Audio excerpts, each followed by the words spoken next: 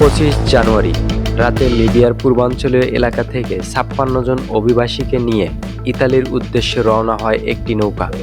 সেদিন রাতেই ডুবে যায় নৌকাটি।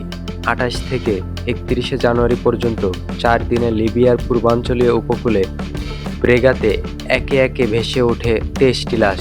তাদের সঙ্গে পরিচয়পত্র না থাকলেও রেড ক্রিসেন্ট চেহারা দেখে ধারণা করেছে এই ২৩ জনই বাংলাদেশের নাগরিক। লাশগুলো পচে যাওয়ার উপক্রম হলে স্থানীয় কর্তৃপক্ষের সহায়তায় রেড ক্রিসেন্ট লাশগুলো দাফন করে দেয়। ২৩টি মরদেহ ছাড়াও মুমূর্ষু অবস্থায় উদ্ধার করা হয় ২ জনকে, আর বাকি ৩১ জন এখনো নিখোঁজ। ঘটনাস্থলে যেতে লিবিয়ার পররাষ্ট্র মন্ত্রণালয়ে আবেদন করলেও বাংলাদেশ দূতাবাস এখনো অনুমতি পায়নি বলে জানা যায়। গত ১.৫ বছরের বিভিন্ন বন্দিশালা থেকে মুক্ত করে মোট ৪,২০০ বাংলাদেশিকে দেশে পাঠানো হয়েছে। এখনো হাজারো অবৈধ বাংলাদেশি আটকে আছে লিবিয়ায়। বারবার সতর্ক করার পরও অবৈধভাবে ভূমধ্যসাগর পাড়ি দেওয়ার মিছিল থামছে না বলে জানান লিবিয়ার বাংলাদেশের রাষ্ট্রদূত মেজর জেনারেল হাসান। অবৈধ অভিবাসীদের কারণে বিশ্ব দরবারে বাংলাদেশের সুনাম ক্ষুণ্ণ হচ্ছে বলে সম্প্রতি মন্তব্য করেছেন পররাষ্ট্র উপদেষ্টা।